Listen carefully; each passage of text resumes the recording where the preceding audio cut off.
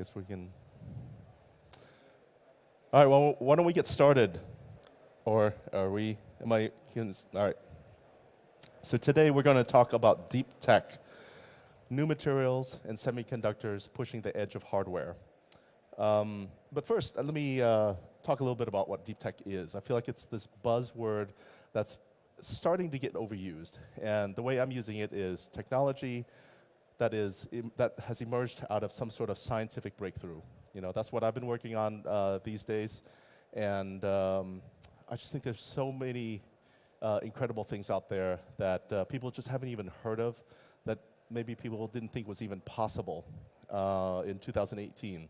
But here we've got three amazing panelists from really interesting companies, interesting backgrounds that will tell you all about new materials and semiconductors. But first off, who here knows what a semiconductor is? You know, only at Rise. Seriously, like if you asked anyone else in the world, hardly anyone would know. So I feel a little deflated, but that's okay. Let's talk about what one is. For those who haven't heard of what a semiconductor is, we have a couple of experts here in the field. But let me point it to Dr. Ming Zhang. He has a PhD in semiconductor physics and semiconductor processes. He's been working in the semiconductor and chip space for decades at Samsung, at Intel, and now he's the founder and CEO of a company called zGlue, which is building the next generation of chips. So he knows a thing or two about chips. So let me tell us, what's a semiconductor? What's the deal with chips? Well, with about 17% people raising their hands knowing semiconductor, let's start with applications, right? The processors in an iPhone today is about 1,000 times stronger or more powerful than the computer controlling the Apollo 11 launch. The main reason for that was the evolution of semiconductor manufacturing. And basically, in the last 40 to 50 years, we're able to integrate billion times more transistors, which is the fundamental building blocks. And the reason for that is the critical dimensions, the most important sizes, have gone from micrometers down to a couple of nanometers. That's basically the whole history of semiconductor in such a short moment of time. So we got to be able to pack more and more elements into a smaller volume to drive bigger and bigger applications. And this is going to keep going for the next decades. So we're always talking about hardware, but we forget that the very basic building blocks of all the stuff that we use, the phones, the tablets, the wearables, all depend on these tiny little things, semiconductor chips. Now, shifting gears a little bit, one of the hottest industries that we are on the auto tech stage. So let's talk a little bit about automotive technology. Here we have Isaac Litman. He was the CEO of Mobileye Aftermarket, which is well, he'll tell you a little bit about that, but basically it was the most successful autonomous vehicle company in history. It was sold to Intel for $15 billion. So Isaac ran the company for 7 years, took it public, and here he is with us. One of the most successful autonomous vehicle executives ever. So I think he knows a thing or two about the space. Having had that kind of experience, now he's founder and CEO of Neteera, a new company, which maybe you'll tell us a little bit about as well. It sounds like Mobileye really solved a big part of outdoor sensing with a combination of chip and algorithm technology, right? That was kind of what you did for, I think it was like 20 years. The company was around. 20 years ago. Israel technology. And now for your new company, you're developing a chip. But why do you have to develop a chip? I mean, that seems like so much work, so expensive. Why don't you just use existing stuff, off-the-shelf products, and leverage what other people have made? Well, Isn't software eating the world? I mean, first of all, software does eat the world, and I do agree that developing a chip, semiconductors, is a headache, consumes a lot of cash and a lot of our investments. But sometimes you have to do it. I mean, obviously you would try to take something off the shelf and try to make it happen. I'll give you Mobileye's example. Mobileye was a software company. We never thought about creating a chip. And we started to drive vehicles with like 8 desktops at the trunk. Okay, we had to rent station wagons to have space for all these computers. And we sought the right chip to make it work. We didn't find any, so we didn't have any other choice but to create our own chip, and the rest is history, because the combination of a chip and advanced algorithms solved the problem, or let's say advanced the humanity towards solving the problem. With Neteera, my other company, there's a huge need to solve the problem of what happens inside the car. Euro NCAP requires occupants monitoring, and there's also a question of duty of care. Think about it. When you take a flight or a train or a bus, someone is responsible. If you don't feel well, if something happens to you, someone is responsible to help you. What happens if you take a level 5 pod? You're alone in the car. Are you falling asleep, or are you going through a heart attack, or are you sick? The car manufacturers will have to know what happens inside the car, and to do so, the only technology to do so in a non-invasive manner is to sense micro skin motion. I mean, think about it. When you want to measure your heart rate, you can touch your wrist or your neck. Can you do it from the tip of your nose? No, because you don't have the sensitivity. So you need to have sensors that can do that. Existing sensors, it's like fitting a square peg into a round hole. Current radars are too crude, lasers too sensitive, so we had to come with something new, a micro radar on a chip, like a real chip that entails everything, including the antennas, and make that technology work and solve the challenge. A sub-terahertz optical micro radar array. That's such a mouthful. It's probably the... It sounds like a bad word, yes, but it works. That's unbelievable. That's, I feel like we're not even living in 2018 anymore. Well, amazing. So I wish you the best for that. Thank you. Shifting a bit on to the material side, you know, new chip innovations like what Isaac's making, what Ming's company's making. We're going to see a lot of cool new stuff as a result of these new types of technologies. But another trend that's afoot is the resurgence of advanced materials technologies that are really transforming the world. It's enabling us to make things that we didn't think we could make, actually, quite frankly, so soon. But these materials have existed in material science labs for years. Now they're emerging. Now there are startups in this space. Now there are clusters of material science companies.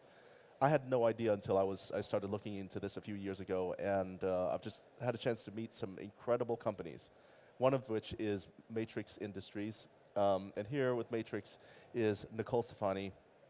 She's the Chief Business Development Officer for Matrix, and they make an innovative they have a new class of thermoelectric materials. All right. Who here knows what a thermoelectric material is? Wow. All right. Okay, not bad.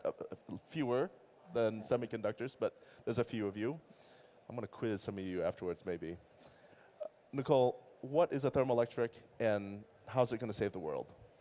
So simply put, a thermoelectric generator creates an energy source anywhere there's a temperature differential available.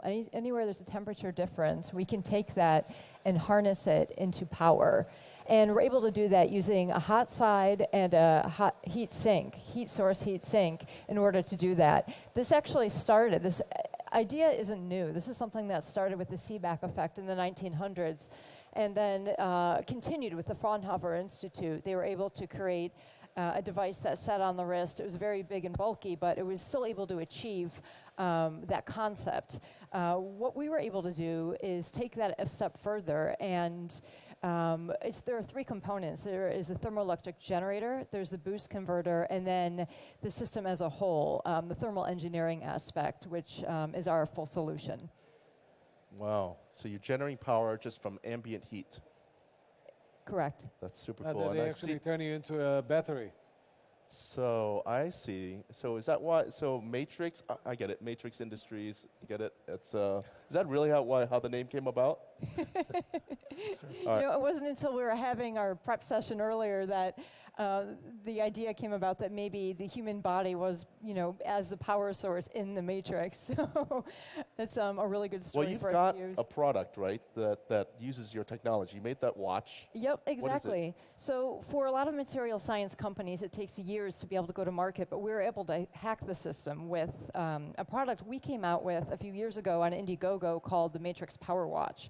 And this watch is the world's first smartwatch that powers itself using your body heat. So it's powered by your body heat. You gave me one to use, thank you, and it just runs on your body heat. So what? So you don't charge it, or when do you have to replace the batteries? Exactly. So you never need to replace the battery. It runs off of the ambient. It runs off of the temperature differential, going back to the idea of the thermoelectric generator, which is inside of the watch itself. And the good thing about this technology is it's perfect for wearables and IoT because of the everlasting power, because it does not need to be recharged. Unbelievable. Wow. So how many of you here are making products with batteries in them? Okay, again, only at Rise, you got all these people making products. Well, apparently now you don't need the batteries anymore because you can use your material. Very good. That's really cool. All right, Ming, let's go back to chips. You've worked in chips, semiconductor research and whatnot for years. But I thought Moore's Law was coming to an end. Like, you can only make chips so small and they're overheating. I mean, isn't that coming to an end at some point? And so why should we care about chips anymore?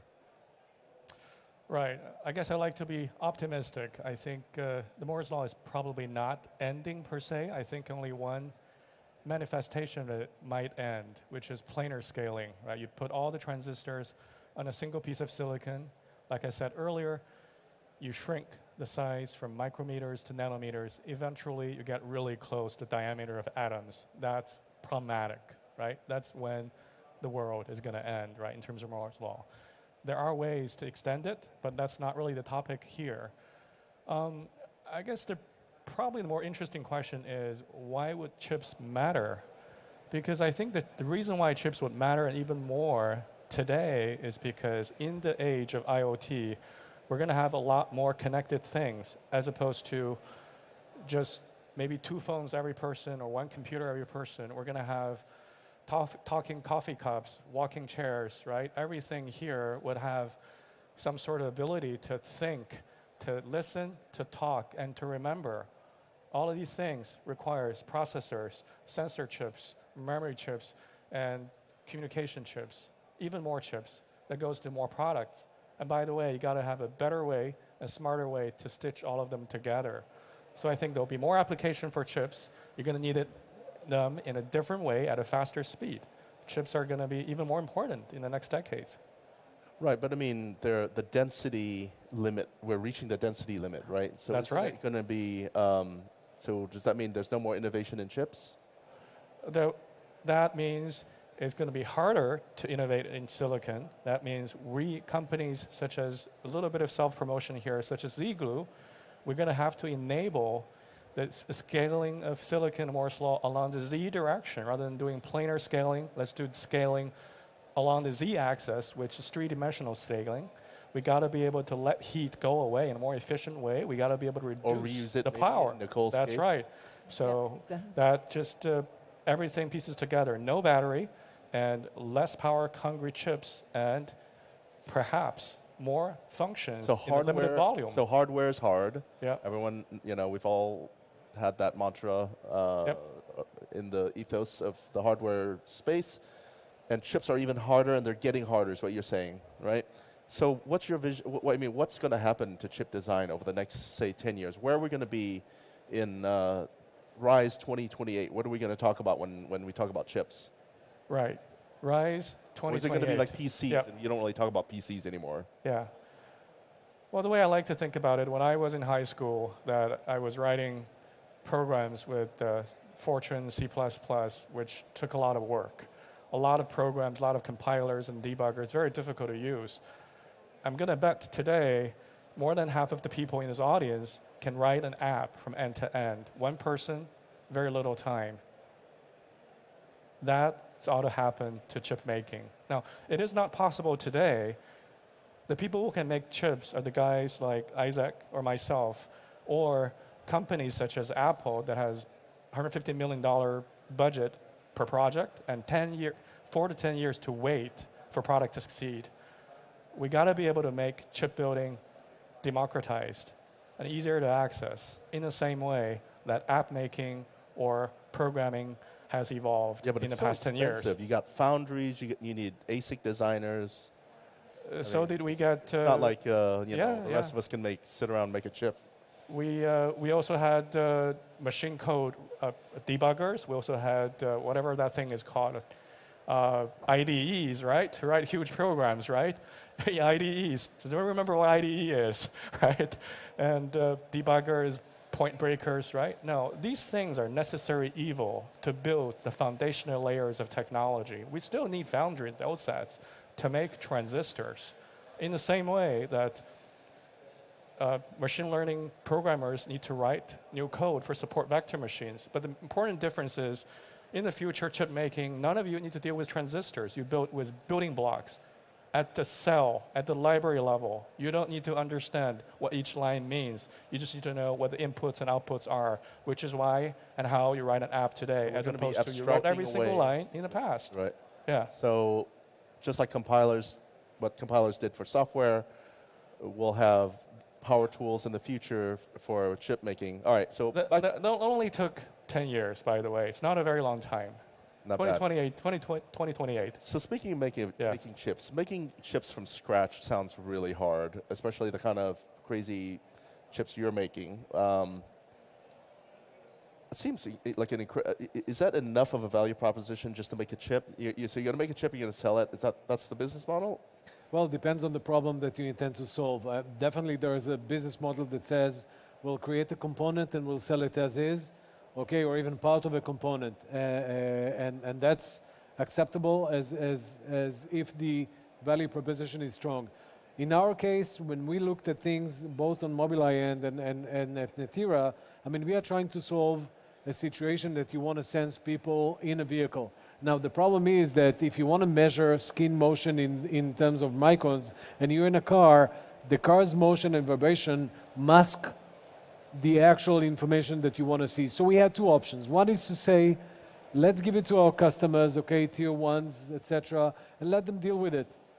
The other was, let's solve the problem. Now, why would solving the problem help us? Because one, it will increase our value proposition, and two, it will shorten our road to market, our way to market. We know corporate mentality. It will take years to, corporate entity to come up with a solution. So we just had to go and solve it. It sounds simple, but it's a huge effort. It took us years and a lot of sleepless nights. And I think that by offering a software and some sort of a chip/hardware with it, you create definitely also an entrance barrier for competition, because it's not just about software that someone can write code and just about software. Your value proposition is much more robust, and I think it has the ability to get you better valuation and better achievements in the market, because you solve the challenge. So full stack solutions to help. I'm hearing similar themes here between you and Ming. Full stack solutions, not just chips, to really drive future value and drive differentiation. Now, and speaking of differentiation, Nicole, you were telling me about Thermoelectrics, and people had heard of Thermoelectrics before, which means that there must be others out there. I have a cup cooler in my car. I think that's a Thermoelectric cooler, right? So you're in that space. How's your stuff any different from what other people are making? We're different because we've developed a full solution, and we actually have the highest efficiency on the market for the thermoelectric generator today. The thermoelectric and the boost actually are the highest efficiency to date, that we know of at least, and the subsystem is unprecedented. So is it a system innovation that you have, or what is it? Yes, exactly. And it can apply to many areas too. It can apply to building infrastructure, outdoor and indoor. It can apply to agriculture. It can apply to consumer devices, as we've proven with the PowerWatch. It can apply to many areas, transportation, and the need for power is only growing when we think about the fact that of all the energy we emit into the atmosphere, 60% of it is waste heat. There's a real opportunity for us, and we decided to start on a very small level and scale in an effort to recapture some of that waste heat, starting in a very small way. And we've also, in our research, looking at other solutions out there, we all know about some of the others like kinetic, solar, geothermal. However, thermoelectrics are great because they're always on, they're the most stable, they're the most reliable, and they're portable. So we're looking at many opportunities, and we feel that for our technology, this is just the very beginning. Yeah. So you've got this material science innovation, the system innovation that enables you to go through a number of different applications, not just making watches, whatever, which is, that's pretty cool. But, you know, Isaac, when you were doing Mobileye and now Neteera, you're still very narrowly focused on autonomous vehicles. Now, that's a big problem, billions and billions of dollars in value, right? That seems kind of risky just to do that one thing. You know, like, what if it doesn't work? I agree. I mean, that's a risk on one end, but on the other thing about the startup, the whole concept of a startup is risk, okay? I mean, you take a huge risk, you get yourself an A-team of experts and you try to solve a problem. Now, if you try to go after too many markets, you might spread yourself too thin, and that increases your risk. At Mobileye, we were very focused on solving the outdoor sensing of the car, and we were asked several times, can you do it in the inside? And the answer was no, only outside. With Neteera, we changed the approach a little bit because we said, okay, we are creating a solution to a market. Can we use the same solution with very, very minor adjustments to chase adjacent markets such as healthcare or elderly monitoring? If the answer is yes, then we'll go for it, and that's what we did. But the main issue here is, as a startup, you cannot spread yourself too thin, you cannot focus on too many areas, and if you do, you might fail. You need to maintain focus and if you can grab something on the way, do that. So all this seems extremely futuristic. When's it actually going to be available? Like, when are you going to ship your stuff, your chips? And when can I buy a terahertz chip? Well, it took us like 11 generations of chips to get to where we wanted to be, and we will start shipping commercial goods on 2020. So it takes many years to get there, and you need to have, you know, long breath and to plan your financials. That's unbelievable. It's so much money and work. It does. And how about Nicole? When you, I mean, you're already shipping. You can buy that now, right? Yes, this is actually PowerWatch X, which we just started shipping last month, and this features our second boost converter. That looks like a really cool, big watch. Looks good on you. Ming, how about you? When are you going to ship? I don't know what you're shipping. I mean, is it a system? You're making chips for other people. So when can people? We're making that capability available to the people here. So we're not shipping a chip. We're shipping a platform that enables all of you to make your own chip. And official launch of an entire platform is a little bit later or this year, but tonight we're actually having a private event where we're giving the Rise audience a sample of the possibility of having all of you, to build an Apple quality chip on your own, right? So there's a special event at Bitters and Sweets, which is a bar in Central Ring. We're going to have a team member right there to give out handouts. Guys, please stand up. Dennis, that's you. Wow, make your own chip only at Rise, you know, to be able to do something like that. Very cool. All right, so you can go make your own chips tonight. Awesome. Thanks, Ming. Yeah. Directions, yes. We had one question from the audience. I don't know, can we take it or? Yeah. All right. Well, we had several, but that there was the recurring theme of brain chipping and human implanted chips, neuronic chips. Wow, that's really talking about the future. What do you guys think? Isaac, I don't know, maybe you've been doing this, been in this business for decades. When are we going to get brain chips? Well, I think it'll take at least... Maybe I should ask Nicole, she's in Matrix, you know? Yes. But you've been... No, she solved it already. It already happened in Matrix. It's already happened in Matrix. No, I think we will need, I mean, definitely the answer is yes, we'll have transplanted or implanted chips, you know, in the future, but I think it'll take at least a decade, maybe two, you know, to overcome the body's resentment of external organs and things. And in the end of the day, think about it, we are outrunning evolution, okay? We are evolving and developing in a much faster way that we used to in the past. It doesn't take hundreds of thousands of years for us to develop and to evolve, and to keep up with the pace, we'll have to have some help. And that help will come in terms of transplanting and implanting all sorts of external things inside our body. So the answer is definitely yes. Like, when do you think that's going to happen? 20 years. 20 years, oh my gosh, that's like 100 startup years. All right, well, you heard it here at Rise. You can make your own chips now. You can make stuff that doesn't require batteries or power anymore. We're going to have cars that drive on their own because of chips that you make. And eventually we're going to have brain chips. I could definitely use some of those. Thank you very much for your questions, your interest for coming here, and we hope you enjoy the rest of Rise. All right.